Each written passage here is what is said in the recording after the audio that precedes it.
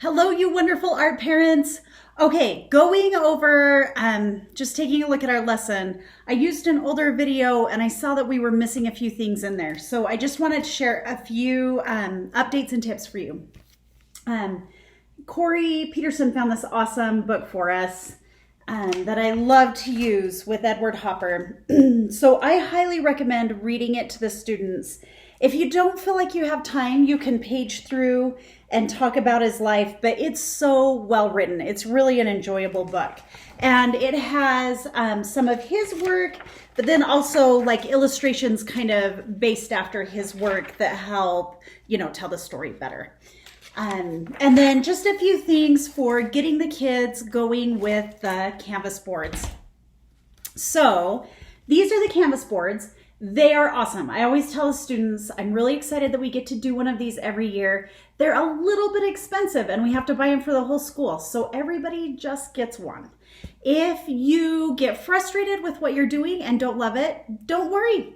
One of my favorite art teachers in college told me the great thing about paint is you can always paint over it. So if you get frustrated, grab one of the napkins off the art cart or a paper towel, dip it in a teeny bit of water, and then you can just carefully lift out what you're doing. And this works even on pretty dry paint. You can still wet it down. Sometimes you might have to let it sit for just a second if it's pretty dry. But then you can wet it down a little and wipe it off. And then if you get it to about here, that's great. You can paint over it. So be careful with that. Okay. One thing to keep in mind with these that's so great is that they have canvas, just like professional artists paint on, but they're thin, so they're easy to frame, which is actually why a lot of professional artists use these. These are very common for artists. So take it home, do your very best work so that it is ready to hang up in your house, in your room, wherever you want. The other thing I like to tell them as we're getting started, I like to say, while we're talking about Edward Hopper and what we're going to do, I want you to think about a place that's really important to you, really emotional to you, somewhere you really love. Maybe it is a place where you guys take family vacations like Bear Lake or Lake Powell. Maybe you guys really love to hike, so you want to do a mountain scene. Maybe you love your backyard and you want to do your backyard. For me personally, there was a park I loved to go to when I was growing up. It was just a good like nature trail type park called Minto Brown, and it had these beautiful trees. So for mine, I decided to make Minto Brown Park and some beautiful trees, and I would go and hang out with my friends and just watch the clouds go by or read or whatever. And as a nod to Edward Hopper, I decided to make myself reading in the park. You notice in his paintings, they have a lot of like lonely figures. There's kind of this like still, quiet, lonely feeling to a lot of his paintings. So I kind of wanted to go for something in that realm. Now, as we get started, the first thing you'll probably want to do, it's not necessary, but I really recommend to make a preliminary sketch. So I've got some paper on the art cart. I actually folded my paper just so I'd have it the same size as my canvas. I just set it over my canvas, folded back the edges, and then folded it. And then you'll see I didn't put a lot of detail in. This only took me a few minutes, but I thought, okay, I want a few big trees, and I think I want like branches coming out like this. I'm gonna be reading here. Here's where I want my horizon line. I'm gonna have a path coming to provide just like some visual interest. And then by doing this and drawing it first, I can think about it and move things around. You'll see some eraser marks on there. I kind of had my path in different places at first. So you can kind of get things planned out before you put them on your canvas, because pencil does not erase from canvas well. As a matter of fact, pencil is not great on canvas in general. So there will be some students that they just need to use their pencil. That's how it is. So I like to always say, so if you're gonna use your pencil, make sure you're drawing so lightly. I'm gonna leave an example up, and I've got just super light sketch marks. because the graphite of the pencil will mix in with the paint and make the paint look kind of dirty and yucky. We don't really love that. The other thing I really like to teach the students is how to use a brush. So when we use a brush, we load up paint on just the tip of the brush. If we get paint up into here, we can't get it onto the canvas. It doesn't work. It only works with the tip. And brushes are thirsty, so they like lots of water. So I always use a little water, get my brush wet, give it a little tap on the side, and then I load up my paint. And that is the best way to paint, except for in a few circumstances, and I'll show you that. And the other thing to keep in mind is to avoid the use of symbols in our art.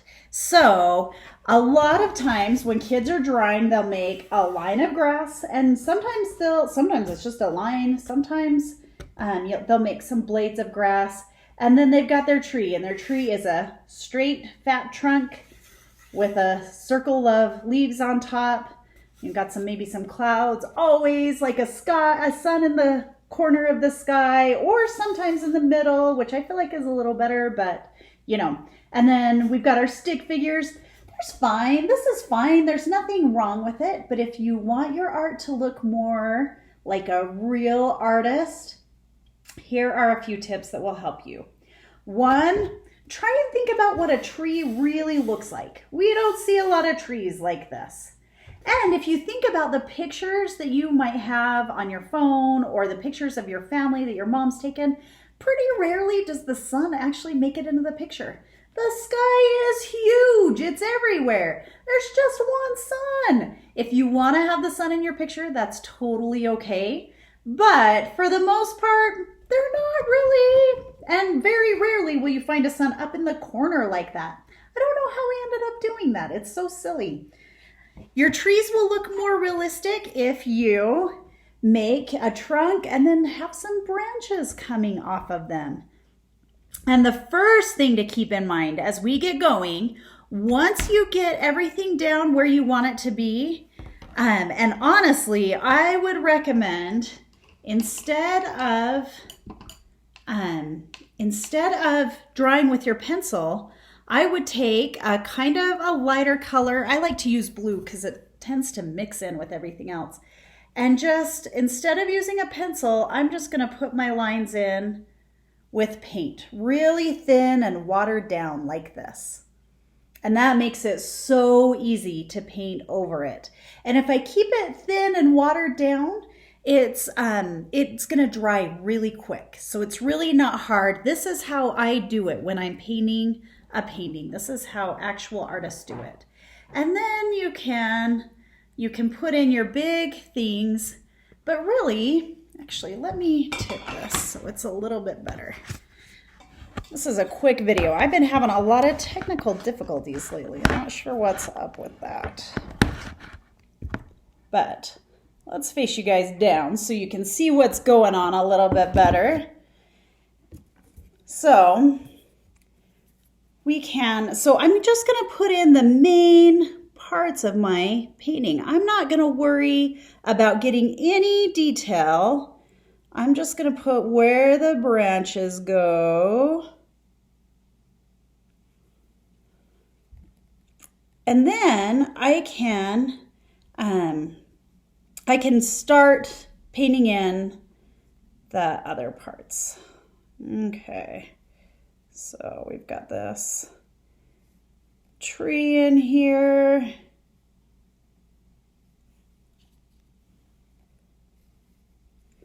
Okay. So I'll put my little person in who's sitting reading, but as you can see, I'm not like putting a face on my person. I'm not even worrying too much about any of the real details. I'm just going to put the real basics so I know where my person's going to go. All right. And then I can start, whoops, I got a little bit wet when that happens. Okay, so that's all the detail I'm putting. I'll leave this up on the art cart. And then I can start with my background. In paint, we almost always want to work from the background to the foreground. So I'm going to get a lot of water in with my blue paint. And maybe I even want to mix to make the shade of blue a little bit different. But see how I can just kind of do, this is called a wash. And if I keep it kind of thin, it just makes a good summer sky. It'll dry quickly. And most skies are like this. They're not super bright blue. They don't need tons and tons of paint. This is going to feel a little bit more realistic for me if I go with a wash. Now, the one thing you got to keep in mind is where I chose blue, it's kind of going to paint over my other lines, but that's okay. If I let the blue background get right up to it and maybe even over it a little bit, it's going to take off, it's going to take off what I'm working on here, but I'm just going to paint over that, so it really doesn't matter.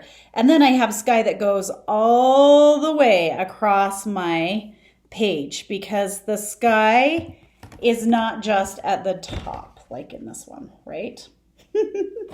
And then the next thing I'm going to do is move on to my onto my grass.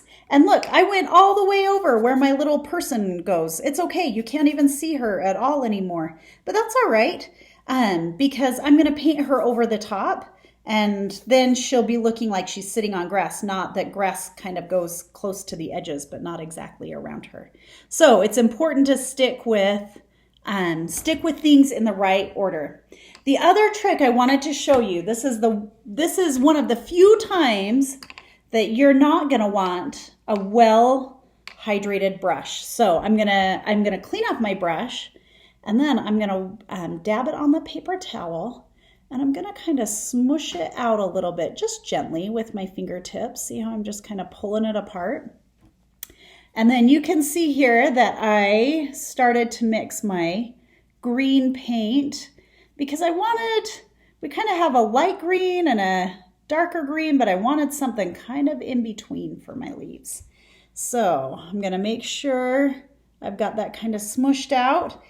And then I can make leaves on my tree by just dabbing or stippling, if you want to know the fancy art term, which I like to share with the kids. Leaves on and around my branches. And I like to say, remember that trees in nature usually have little holes in them. The leaves don't make a perfect sphere or any other shape on the tree. And I also like to start with kind of dark leaves down at the bottom. And then I like to let those dry. So I'll work on these leaves for a minute and I'll go on all of my trees. And then I'm going to come back in with the lighter green and I'm going to add some lighter leaves up at the top. And that'll kind of make my tree look like the sunlight is shining through it and creating some shadows in my leaves, which just makes it a little more interesting. With the older grades, you can even talk about light logic a little bit and say, well, this picture doesn't have a sun in the sky necessarily, but we do know that the sun is up in the sky somewhere and it's going to create some shadows. So I'm going to say that my sun is kind of over on this side and it's kind of high. And I'm going to maybe make some shadows on my grass or make this side of my tree a little bit darker. You're welcome to work with that with the older kids. If you feel like it, if you feel like they're up for it. With the younger kids, I'd keep it pretty simple. They're doing great if they just get a full background. They'll be excited with what they've got. We don't want to make it too complicated. All right, I hope this answers questions, helps clarify doing the canvases. I'm so excited. I'm so glad we have it in the budget to be able to do this for the kids each month. It's fun for them to use real art supplies that real artists use. These are paints real artists use, good quality brushes that real artists use. And along those lines, with the good quality brushes, we want to make sure we take good care of those brushes. So you're going to have fast finishers, right? You're going to have kids that are done before the majority of the class. What I like to do is give them a brush a cup, and just say, hey, will you go around and collect the brushes that aren't really being used? And then you can have them wash out the brushes for you. And then if you'll just make sure before you put everything back on the art cart, just go through the brushes and make sure they're really genuinely clean all the way down to the barrel, so that we don't get paint drying in there and ruining the brushes, so we can use these brushes for everybody. And then the last thing is set them out flat on the cart to dry or upright in a cup so that the bristles don't get bent. All right, thanks so much. And let me know if you have any questions or need anything. Appreciate you guys. We'll see ya.